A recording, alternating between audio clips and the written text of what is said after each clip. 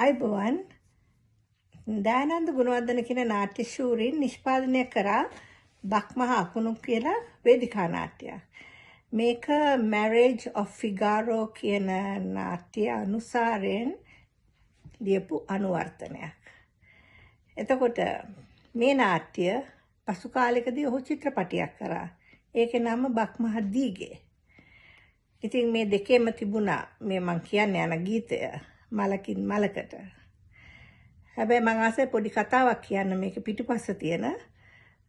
මුදලිතුමා සහ ළමා තැනි ඉන්න ගෙදර හිටිය පබුලිනා කියලා ලස්සන ගෑන් ළමෙක්. ඔවුන්ගේ උදව්වට. ඉතින් පබුලිනා දන්නවා මුදලිතුමා ඇයට බැල්ම දානවා කියලා. දවසක් මුදලිතුමා ඇය ළඟට ඇවිල්ලා කිව්වා අද හවසට කරවල වුණාම මල්වත්තට එන්න මට ඔබව හම් වෙන්න ඕන කියලා. පබුලිනා මේක ළමා තැනිට කිව්වා. ළමා තැනි සෑහෙන දුක් වුණා. ඒ වගේම උපායක් කල්පනා කරා මේකට. ඇය හිතුවා ඇය පබුලිනා වගේ වෙස් වලාගෙන මල්වත්තට යනවා කියලා. මේ අවස්ථාවේදී තමයි ළමා තැනි මේ ගීතේ කිව්වේ. අපි හමු.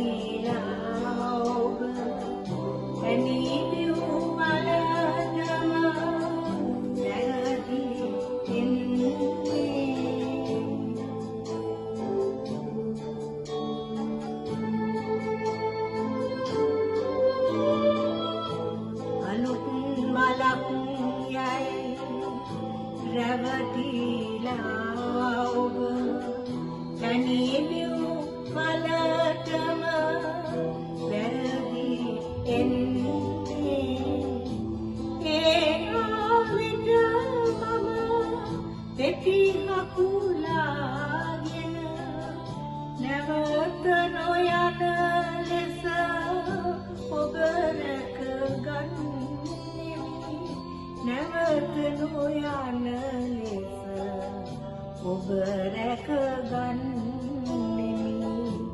මලකින් මලකට ගොස්